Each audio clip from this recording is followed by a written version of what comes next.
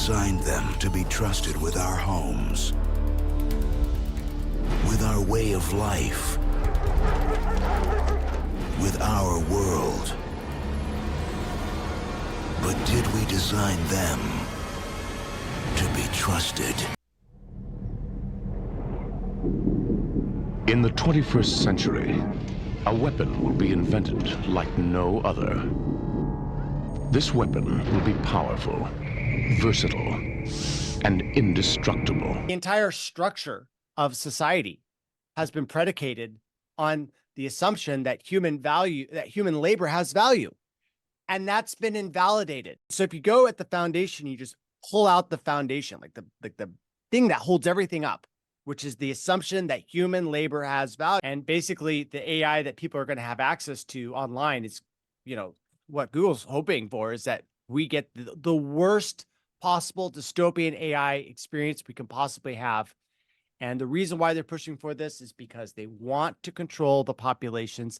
This is getting to the final stages of this digital prison that they're building. It's a great big genocide being, masquerading as a legitimate war, but it's not. Hallo zusammen zu einer neuen Ausgabe von USA Report und heute sprechen wir mit Zachary Vorhies hier. Er ist der Google Whistleblower. Er hat über die Wahlinterference und den Algorithmus von Google die Whistle geblowt und sein Buch rausgebracht, GoogleLeaks, in dem er darüber spricht, inwieweit der Algorithmus des Google Search Providers Censorship betreibt. Also ab einem gewissen Algorithmus wird halt dann nichts mehr gebracht. Oder da Google ja auch der Besitzer von YouTube ist, wurden zum Beispiel Podcasts und Hosts zensiert, die über Biden Hunters. Im heutigen Interview sprechen wir über AI und in diesem Interview sprechen wir über die Studie, die besagt, dass Google in 41 Wahlinterference betrieben hat durch Google Search Ergebnisse, dass sie die konservativen Beiträge unterdrückt haben. Sie haben die negativen Beiträge von Hillary Clinton unterdrückt, haben positiv über Joe Biden diese Artikel mehr gebracht, haben mehr über mehr linksorientierte Themen gesprochen, wie Abtreibung, Wokeism, natürlich auch über Joe Biden mehr positiv Suchergebnisse gezeigt. Und über dieses Thema möchte ich mit ihm sprechen, aber auch über AI. AI, die Büchse der Pandora, Doomsday, oder ist es alles nicht so heiß, wie es gekocht wird? Lasst uns einfach reinschauen, was Zachary dazu zu sagen hat. First of all, I want to talk with you because you are the expert about Google and how Google tries or actually did interfered in elections, but also in censorshiping more conservative topics and putting more left-sided topics out like abortion, then immigration, positive articles about Hillary Clinton, and then about Joe Biden, depressing more the contrapart articles about Hillary, also about positive articles about Donald Trump. But I also want to talk with you about AI and what your opinion is about it. Is it a good thing? Is it a bad thing? How can AI change our world? Or did already AI change our world? So let us jump in with the first question. My first question is about the study, what was published that Google interfered in 41 American elections. And I want to know from your side of perspective, do you think that is actually happening and that Google has that power, and how Google did that? It's fake news. They interfered in all 50 states and 2 territories. Like, come on, like they're an election interference machine. And, I came out with this book, GoogleLeaks, revealing my experience blowing the whistle against this corporation. And what I found by the AI ethicists at the company was that they were going to use their search engine to program people.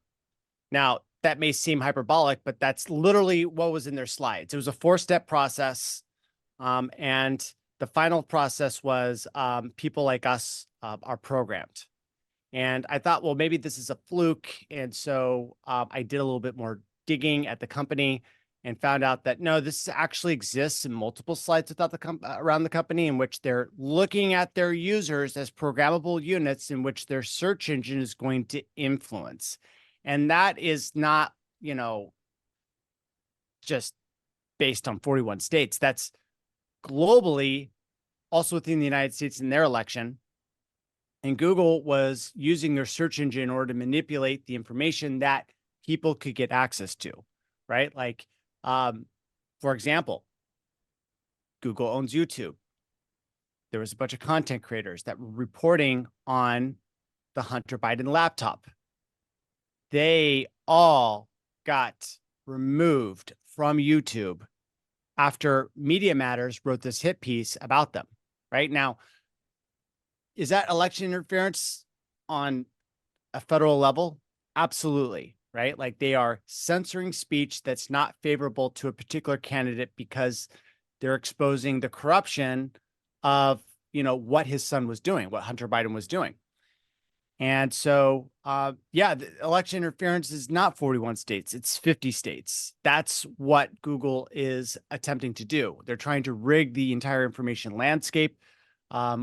When I partnered up with Project Veritas and they did that sting operation, they actually caught Gemini, who is now even more famous because she was behind the AI Gemini system that Google released.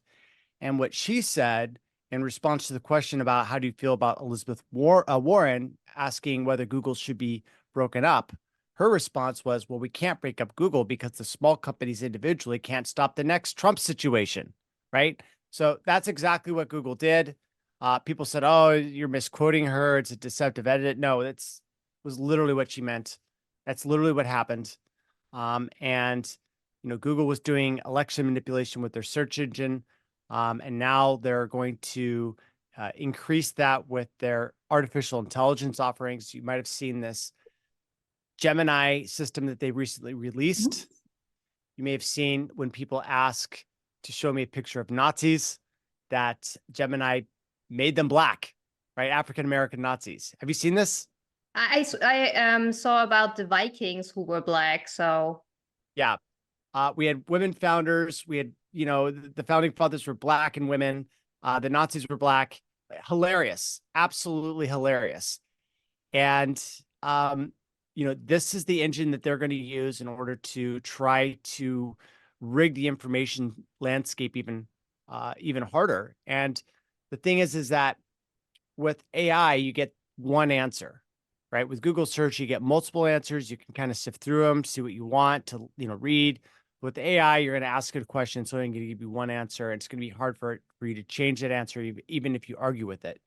What's interesting is that Apple just announced that they're going to partner up with Google and use this horrible AI system, and they're going to install it on our iPhones, right? So it's coming. You're going to have Google Android phone, which is going to have, you know, undoubtedly this Gemini AI system. You're going to have possibly Apple now with this Gemini AI system.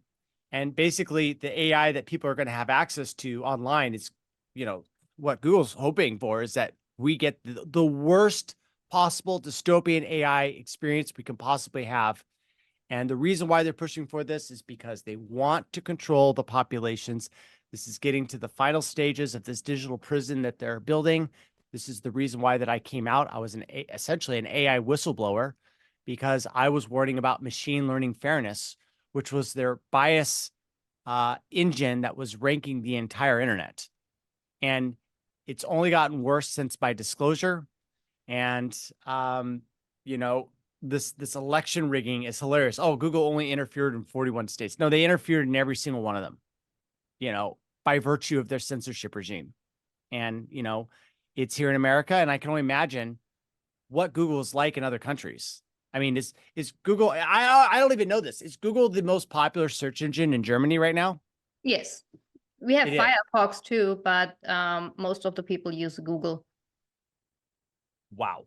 That is too bad. Is there like Bing or other search engines out there? Is there a German-based search engine? We don't really have a German-based one. We have Bing, but it's so complicated that you just go to Google Chrome. and say, okay, I just put it in and then I get it. That's sadly the truth. Oh man. So you're telling me that Germany is completely owned by American corporations and controlling the access of information they can get online. Oh, Germany is not only owned by the information companies, it's also owned by the government of America for promoting a war somewhere in Eastern Europe. And yeah, so we have So to follow. you want to interview me, but I actually want to interview you a little bit about what's going on in Okay. Germany right now. Right. So what did Germans think about this whole thing with Russia and Ukraine? Is there like a lot of censorship going on right now? Like what happened with the pipeline explosion? Like were people allowed to see the truth on that, or was it completely censored with only the Oh, narrative? oh, the Nord Stream theory is that a little single group from Ukrainians loaded up on a freaking little yacht, and yeah, they didn't get help. They weren't ordered by Ukraine. They just did that because they were bored. That's finally the solution. But people with common sense know that this was an inside job from several three-letter agencies globally. And we all know who profits from blowing up Nord Stream. Yeah. So yeah, but the problem is with the whole Russia and Ukraine war story is that Germany officially should not say something pro-Russia. That gets you a lot of problems. So we even have journalists who are on a blacklist who say, talk about the lies what Ukraine is putting out there, and interviewing Russians, what they think. So yeah, it's very controlled in Germany too. Are people waking up to what's going on? Like the control seems like it's coming in everywhere now in the United States. The German people have, sort of this head scratcher. Hey, what's going on here? This is not quite right. We have a movement, yeah, and more and more people wake up and support the more conservative party in Germany, because the government is ridiculous with their mandates and with their rules and the decisions what they do, killing the whole German economy with I don't know, with the Green Deal. And then we had the farmer protest in Germany and all Europe fighting against those European laws and for increasing the taxes on diesel and all that stuff. So we are waking more and more up, but the problem is that Germany is still under control of America and the UN, and yeah, they are puppets for the global players. And with all those AI intelligence, what you are could see and what you know about, do you think that AI is actually Pandora's box and we should have never opened that? This is a really difficult question. Look, technology is like a force of nature. It moves forward. It doesn't really move backwards. I see that artificial intelligence was inevitable. And it's like, let me make an analogy. Like, let's say someone invented guns, right? In a world full of swords. Do you sit there and say, well, we shouldn't make guns. We should just ban it in our country while your enemy makes guns? Like, if America doesn't do AI, China's going to do AI, Japan's going to do AI. And so, you either have to have a global sovereign that bans it everywhere, or it's going to be a free for all. And I see that this is kind of a ladder right now where countries are racing to do AI. And if America were to stop making the AI, then China's just going to leapfrog ahead of us and we're going to be at the mercy of them. And so the question is, well, would I rather have the American empire ruling over, my land, or the Chinese empire that, might see us as a threat and want to eliminate us. Not saying that our own people don't want to eliminate us, but yeah, it's a difficult situation. I think that we have to go forward. We can't stop. Yes, it is a Pandora's box. Yes, it's going to structurally disemploy almost everyone except those that integrate with the computers, right? And I think that this neural lace is going to combine with this artificial intelligence, and people are going to be able to jack into this hyper intelligent hive mind AI system. And those are going to be the people that are going to be the most powerful. And what I find really sort of discouraging is so many people are going on these alt media channels, talking about how AI and transhumanism is evil and satanic and da da da. It's like these elites don't believe this. These elites see it for what it is, which is that whoever gets this, neural lace jacked into this artificial intelligence is going to be able to integrate deeply with the machine. Like I have to use like a keyboard, right, and a mouse. Like the inputs that I can give to the computer are incredibly slow. It's like a dial-up modem from the 80s. But if I have a link directly into my head, my brain's going to figure out how to integrate with that system. And the connection is going to be like a fiber optic connection. And I'm going to be able to meld with that machine and be able to control productive resources in the economy. Oh, I want to build a factory. We'll probably end up using it for war, unfortunately. And so what you're going to get is you're going to get this techno elite of transhumanists. They're going to essentially plan the economy. And all these people that are like, oh, AI is evil. I don't want to use it. Transhumanism is bad. They're all going to be on the outside of the power structure. And they're going to be, they're not going to have anything of value. They're not going to have, their labor is not going to be valuable because machines will do it faster. Their intellectual capacity won't be valuable because machines will be able to do it faster. And as a result, we're going to be left in the dust. And so it's like, for those out there that are like, I'm afraid of AI, it's dangerous, it's evil, like that's what the elites want you to think, because this stuff is really powerful. I use 5 different artificial intelligence tools when I program. ChatGPT-4, something called AI commits, which writes my commit messages. I use Aider, which can look at my source files and change it. And then I have another tool that I built called Ask AI, which will, I can ask it a question from the command line prompt and use it in tooling. And so with these 5 tools, I'm able to basically quadruple the speed of which I'm able to program and deliver software, and the quality of it is incredibly great. And so I'm on the forefront of this AI technology, and it's been an incredible boost to my productivity. And all these people that are out there that aren't using it are going to get left in the dust. And so, we have to go down this road. And unfortunately, if anyone's trying to say, well, we're going to unilaterally stop, AI development. Well, they're going to get steamrolled by the United States. If the United States does the same thing, we're going to get steamrolled by the Chinese. The only way that we can contain this, unfortunately, is if, well, either the UN facilitates it or the nations come together and agree on some sort of AI, treaty. I think if that happens, then we can have stability in the system.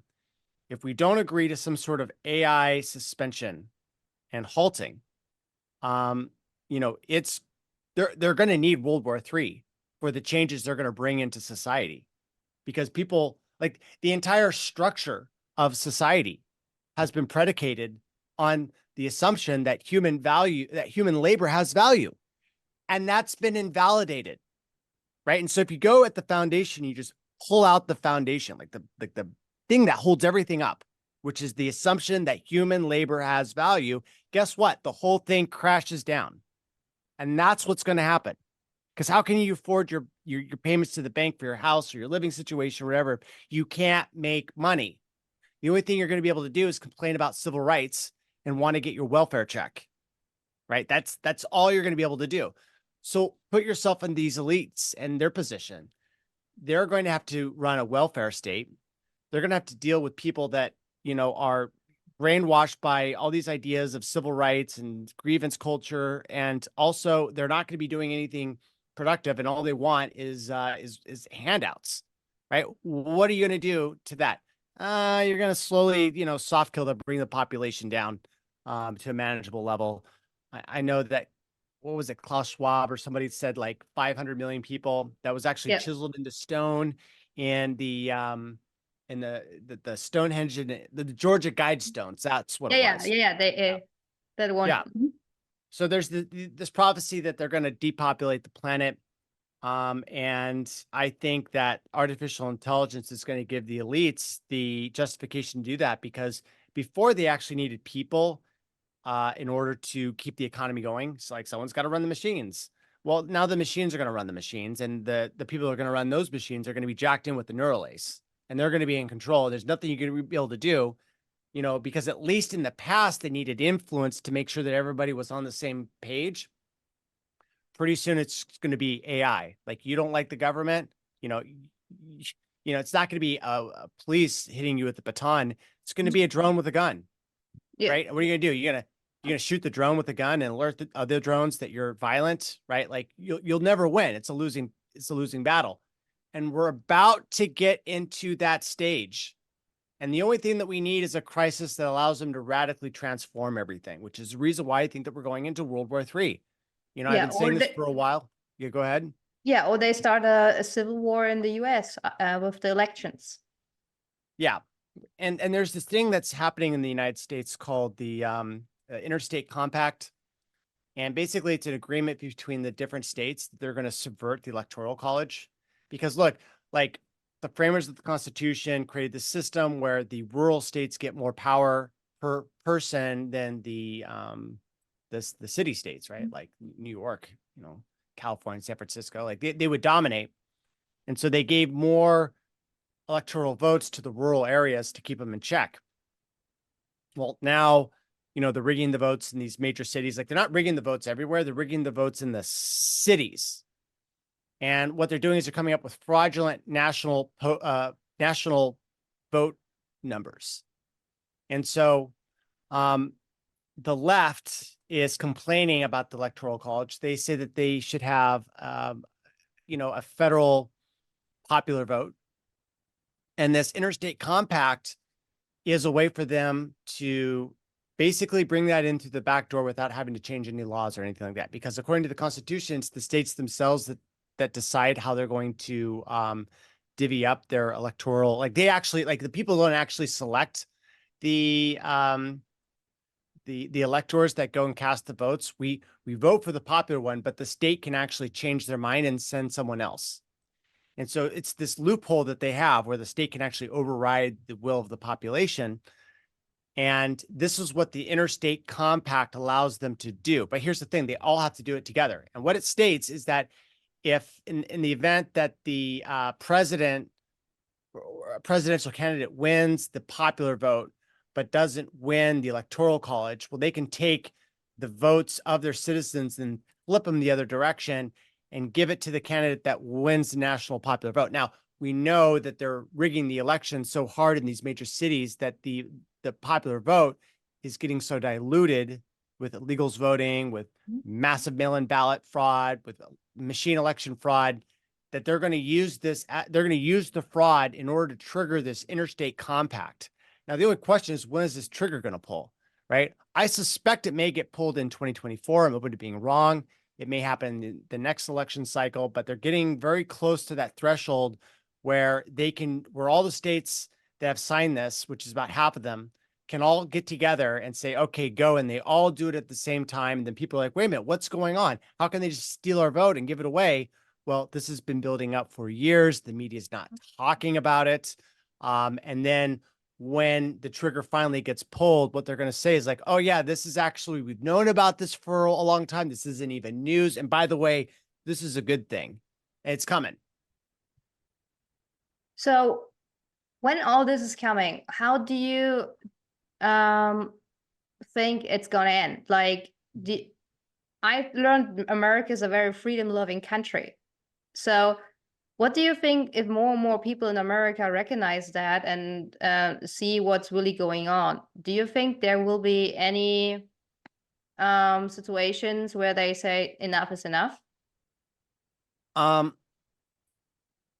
Look, subjects aren't really good at organizing themselves spontaneously for a revolution.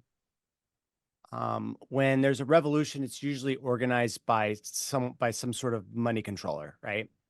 And so instead of crushing the right wing, which I thought they were going to do in 2020, they've allowed us to sort of like exist, and now it looks like the right is being resurrected in the United States. And and it's, I didn't understand it in 2022. Like, why are they allowing Elon Musk to just buy Twitter, right? Yeah. And now he's treating all the right-wing controlled opposition figures out there, the usual cast of characters in the United States here. And it's very clear to me that what they're going to do is that they're going to use the conflict and the division. Like, all this stuff is unnecessary, like the satanic storytime hour. Like, they do that, and then the media and the networks circulate all this stuff, and it agitates the Christians, and it confirms their end times prophecy sort of like belief systems. And so, what they're doing is that they're agitating the population in order to build up all of this pressure, and then they're going to release this pressure at the right time to bring the country back into crisis. And this is what I believe is going to happen. I think that the United States is probably going to balkanize. We already have the mass sort of polarization of the United States, right? Like, if you're right wing, go to Florida. If you're left wing communist, go to San Francisco, where I live, right? And what's happening is that they're creating this split, and they're creating the seeds, right, for a justifiable rebellion and a separatist movement, which I think they're going to fund. I think they're going to fund a separatist movement, and they're going to put us through some sort of civil war. I think that Texas and Florida are going to break off. And I think that's what's going to be the end state. The other theory that I have is that all this will be resolved when we go to World War III, or it's going to be a combination of World War III plus a civil war. I think that America's on the chopping block. I think that we were handed the status of world reserve currency holder, and I think that that's coming to an end. Gold is actually, I don't think that gold's that valuable. Like, I know it's a rare commodity and it's historically been viewed, but I think that the currency of the future is going to be computational resources, the ability to mine raw resources, crunch them up into machines of war, and use that in order to physically impose power. And I don't really see how gold falls into that, right? And so I think that we're heading towards this transformation where it's going to be technology that rules our future, and they're going to need to hand off that world reserve currency status. It looks like China's going to get it. And here's the thing that I don't understand is that, is China subverting us, or are they in cahoots? And this is all going according to plan on, the Western Anglo-Saxon, world order, and China. Like, are they cooperating, or is China subverting us? And no one knows the answer to that question. And I've asked a lot of people. And so, yeah, it's a bad situation right now, and and everyone's in the dark about where are we heading to on this path that we're deliberately being led down to. Is there going to be like another pandemic, in the next decade? Probably. The WHO's sinking their hooks into a worldwide treaty that hands them power in the event of another pandemic, Yeah, so, this pandemic contract or WHO contract. Well, I heard about that. yeah. Yes. So with all this AI and ideas of control, do you think the ideas of 50-minute cities or smart cities is actually coming to America too, where people, when they don't even have to go to work anymore because AI is gonna do anything, because what you said, the machines can do 95% probably of our work. So the elites can't just eliminate all those people, so they have to get them somewhere and give them something to do. So do you think that smart cities would be a solution for keeping those people fed and happy, and give them something to do, like sports events and bread and circuses kind of events? The technology makes all this rural living a lot easier, right? Like you can go to the middle of nowhere. You can plop down solar panels and a Starlink, and now you've got electricity, and an internet connection, and now all you need is water and other life things. But now it's easier than ever to be a global citizen. And so in the middle of this transformation, the thing that I don't understand is why they even need 15-minute cities. Now, 15-minute cities are really great if you're trying to build, I don't know, a prison, right? Corral everyone, get them off of the land, get them into, concentrated areas. If you want to genocide a whole lot of people, and you want to carry that out, then you're definitely going to want to have 15-minute cities because everyone's going to be concentrated. And then there's a lot. It reduces the cost of murdering the majority of the population. And so here's my prediction. I think that the 15-minute cities are going to be totally awesome at the beginning, right? And that's how they get you, right? Like Google search, totally awesome. Then it gets corrupted. AI, totally awesome. It's going to get corrupted. 15-minute cities, going to be totally awesome. And then it's going to turn into a nightmare scenario. So, I think that, they're literally building a digital prison. And it's going to be very easy to wipe out the population if we all go to these, concentrated centers of human population. Like let's say you have a megapolis with, 50 million people living in a 12 square mile radius. A nuke goes off, 50 million people dead. Like that can totally happen with a 15-minute city. Very hard to do it even in San Francisco. Like even if downtown got nuked, like, if it's an A bomb, the blast radius isn't that big, maybe like a few miles. Hydrogen bomb will be about 10, but there's a lot of people that live 10 miles outside of that radius, they could survive. Well, if you're in a 15-minute city, everyone's cooked. Yeah, they're all dead. So, and by the way, like if you want to, if you want to play pandemic games too, right? Like, 50-minute city, everyone's going to get infected really quickly. It's going to be like a hen house and how quickly those animals get infected, which means that you go to a 15-minute city, you're going to have vaccines like crazy because it's like, oh, we don't want to get infected and you can't leave the city to get away from it. Yeah, you have to station control immunizations where you have to have, so you're even allowed to apply for apartment in the 15-minute city. Right. And that's the thing is that they're going to be like, oh, you want housing, you want food, you want your welfare check, get a vaccine or get these vaccines. You're going to have a smartphone. You're going to have your iris scanned. And the justification for a lot of this is going to be, well, we want to make sure that when you access the internet, you're not actually an artificial intelligence, right? And so I think that one of the useful things about deliberately breaking the internet with artificial intelligence, which I believe they're going to do, is that they're going to be like, well, now we have to give everyone a unique ID and then verify them when they go on the internet so that we can tell that you're not like an artificial intelligence trying to manipulate the election or spread misinfo or whatever it is that they're going to come up with. And so, that's going to usher in this total surveillance society because we need to protect ourselves from AI. So here's my prediction.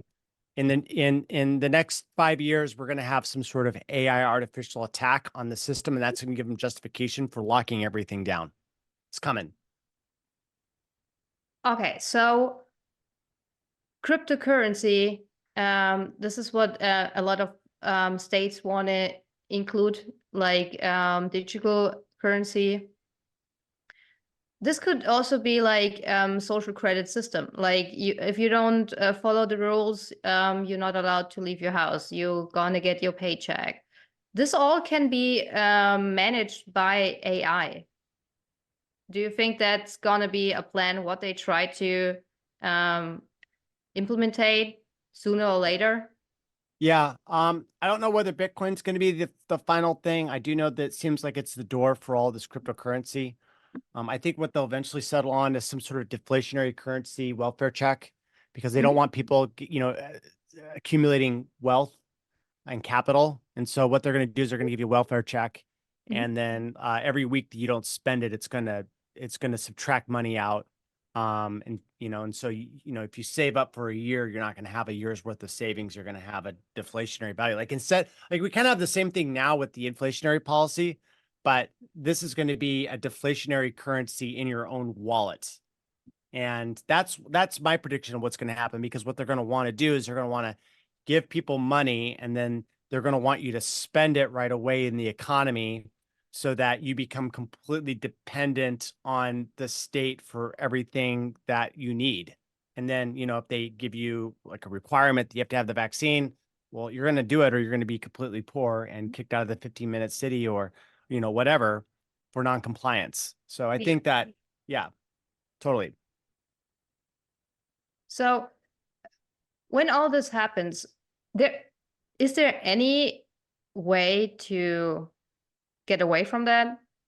Because how you explain it, you create the idea in my head.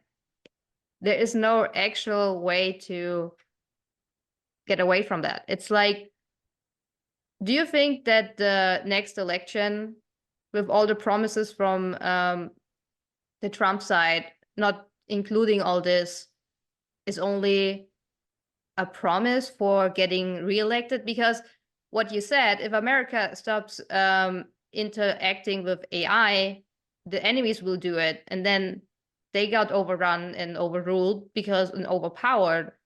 So there is actually not any kind of chance to not interacting with AI, and we just have to learn to make it intelligent and working for us. Or what is your opinion on that?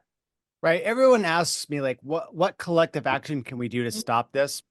No, that's not how this is going to work. You're only going to be brought into a trap, like a controlled opposition trap, right? QAnon was a good example of that.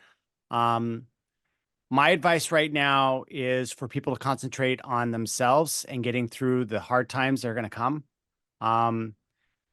And get a plan B. Now, what I've heard from a black sheep of an Illuminati family is that the CIA, the ex-CIA or the retired CIA, are buying up land in Panama and Costa Rica. And so whatever is going to happen to the world and the United States, apparently Central America is going to be some sort of safe zone that's going to be spared in this hot war that's coming up. And so, you know, my advice is for people to stop saying, well, you know, I need to defend my country or anything like that. Like, if you live in America, check out the El Segundo flag, the first flag of the United States, literally a Rothschild flag, right? Like this whole thing of we should fight for a country. Save yourself, get an exit plan. When World War III is upon us, get the heck out, because if the military forces pick you up, they're going to put a gun in your hand. You're going to go to the frontline battles, and you're going to be taken out by AI drones. Like, it's literally human slaughter that's happening now in Ukraine. And this is the model that's going to be given to America when we get involved in this war. It's a great big genocide being, you know, masquerading as a legitimate war, but it's not. And so people say, well, that sounds like it's a pretty bad situation. Yeah, it is. All right. Human capital used to be the foundation of our society. Now it's going to be driven by AI. Like, you should be very, very, very concerned about this new age that we're coming into. And don't try to fight it. Don't try to stop it. You can't stop it. This is an agenda that's been in decades, if not centuries, in the planning stages. They are very highly capable of executing this entire plan. And just because you want to stop it doesn't mean that you're going to you're outmatched. It's like the Jews going up against the Romans, 2,000 years ago. They thought they could like stand up against the Romans and keep the Sinai Canal, and keep their bottleneck on trade. But the Romans destroyed them, right? And that's the same position that we find ourselves in now, is that we've got an enemy that is much bigger than us, that has the intelligence, that owns the social media networks, that owns the war thing. And by the way, Elon Musk runs Twitter, and he also runs the largest space program. Who do you think is going to make all this money when World War III breaks out? It's going to be Elon Musk. It's going to be his rocket ships. It's going to be his internet global communication satellites. Like, he's not doing all this because he's so concerned about free speech. No. He's going to be one of the big beneficiaries of World War III. Like, even the people that you think are on your side are controlled opposition figures. Like, we're fucked, right? The only advice I have is don't die in the upcoming AI human wars that are going to be contrived and they're going to send people to their death. Get out, get an exit plan, buy some land in Central America, sit this one out, and enjoy a nice life with your family eating mangoes and pineapple juice. Like, that sounds amazing, right? That could be your life. But if you get caught up in this like ideology of like, oh, I need to defend the United States, God, country is more important than anything else, you're going to end up dead because they're going to use that as leverage in order to get you to get into war. And it's not going to be just used in the United States. This is happening right now in Europe. They're gearing up for war with Russia right now. All of a sudden, it's going to be the patriotic duty of every single person to die for their country, right? Which is ridiculous. Like, these are all rich men's tricks, you know? And the best way to win for yourself is not to play the game. Okay. So plan B, exit strategy, Panama, Middle America. Yeah. Also, if you're an entrepreneur, Saudi Arabia has 0% tax rate, but high fees for running a business. But Oh, you get okay. capital gains. Yeah. It's funny. I keep on seeing these companies relocate to Dubai. And I'm like, why is that? And then I had a friend that was like, yeah, I made a corporation in Dubai and it's like $8,000 a year, but there's no taxes, no capital gains tax, no income tax. And it's really easy because as Americans, we're in this trap of citizenship with the United States, which means that they've got global tax jurisdiction no matter where we live. For some reason, that doesn't apply in Dubai, and you can actually get an HSBC account. So I've heard, I haven't done this yet. And you can get out of the American financial system and into a lower tax system because, like, look, taxes are going to go up in America like they've done in Europe. Like, I was astounded when I was working at Google and there was this German guy, and I was like, oh, why'd you come to the United States? He's like, well, as an entrepreneur, I was getting a 90% tax rate. And I said, no way. He's like, yeah, 90%. I was like, what? How's that even possible? Like, who could build a business in that thing? Well, they don't want you to build a business. They want you to be controlled by these monopolies. And so, if you're an entrepreneur and you've got, a business and you want to continue doing that business, Saudi Arabia might be, or Dubai may be the best place for you to go. If you already have capital and you're family oriented, Central America is going to be a fantastic place for a family to live. Just stay out of the AI human wars that are coming. Okay. So do you have anything more to say for the German citizens or the audience who are listening to? Because that's now very doomsday. Yeah, I'm a doomer. Yeah. Yeah. Look, I've tried to be an optimist. Mhm. And every single time I was like, oh, I'm being too negative. And then every single time I try to introduce some optimism, I'm just dead wrong. And it's only the Okay. most pessimistic viewpoints that I hold, which turn out to be accurate. So I'm just going AI doomer all the way, full pessimism. A little bit of nihilism mixed in there too, because, once you realize that everything is basically propaganda by the state in order to like control you, it's like, what do you believe in anymore? Right. Yeah. And I was like, how could Nietzsche believe in nothing? And now I'm just like, oh yeah, I'm almost 44. Now I get it. Right. Like, because literally everything that is pushed by the state is there to control your mind. So the only way to get out of the matrix is to say it's all propaganda and it's freeing in a way when you just realize that it's all bullshit, right? You don't get mixed up in all these things. You just see everything as intentional agitation for other people. And once that happens, you're just like, yeah, it doesn't affect me, right? It's like nothing affects me anymore. And, I don't even know where I'm going with this, but yes, I am a doomer. Yes, things are going to get bad. Yes, people aren't going to like the fact that I'm talking about these pessimistic future world scenarios, but I don't see any other way that this is going to play out because AI is the last invention that humans need to make and now we're already on this cycle where now we create this AI is having a feedback loop into programmers like me. And now I'm increasing my output by 4x, right? And that's not just happening to me. That's happening to software engineers all around the world. And so now that we're accelerating our development means we're going to be able to create faster AI, better AI, because our tooling's getting better. And then once that acceleration gets to a certain point where the AI can be 100% automated, right? Programming from, you just tell it what you want. Like I want an app that, shares pictures of cats. It'll make the Android app, make the iPhone port, and launch it on the store, or make a weapons factory, or lay down farmland, which they won't do in the future because most of the people will be murdered. But, this is where the tooling is going to get. And so there's this theory that the last invention that humankind needs to make is an intelligent machine that is smarter than the smartest person to ever live.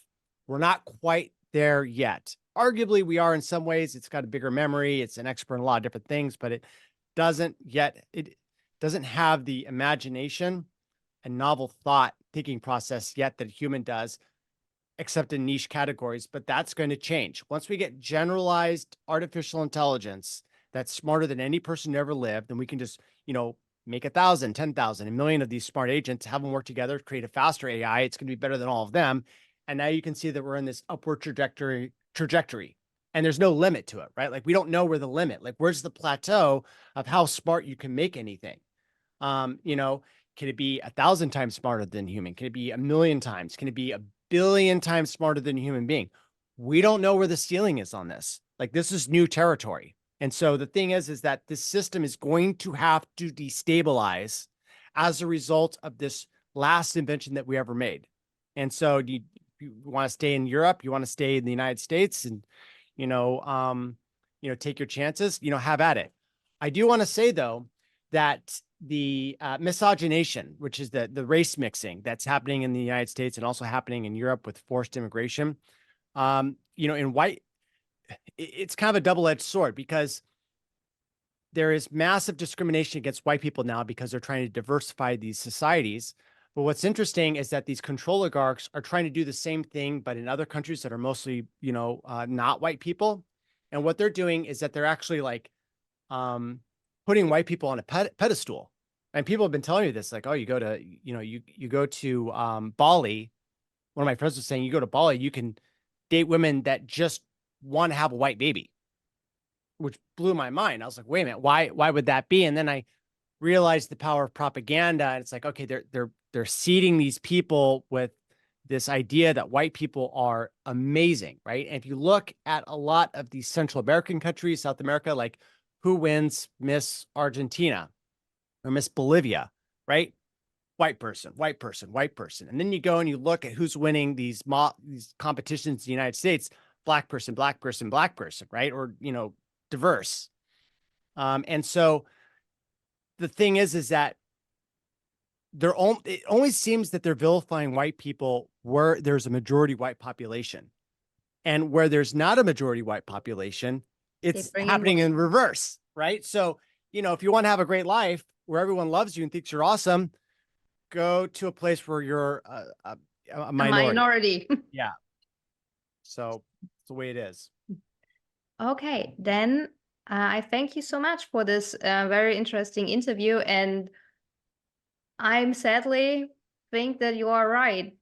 I have to say that, and I see that every day with how fast AI grows, and yeah, we will see if we see us soon in Panama on and eating together a mango or something. Yeah, sipping on pineapple juice. Oh yeah, maybe a little rum good. in there. Yeah, that's perfect. Okay, thank you so much, and thank you for being on my show. Thank you very much. Always a pleasure, Vicky. Vielen Dank für eure Aufmerksamkeit bei diesem USA-Report. Der war jetzt natürlich etwas Doomsday-artig, aber ich finde es wichtig, dass ihr die Chance habt, auch wirklich informiert zu werden und eure Entscheidung zu treffen, ob ihr das glaubt, ob ihr ihm zustimmt. Was sind eure Meinungen dazu? Bitte schreibt sie doch in den Kommentaren und lasst ein Like da und schaltet doch wieder ein beim nächsten USA-Report. Dankeschön.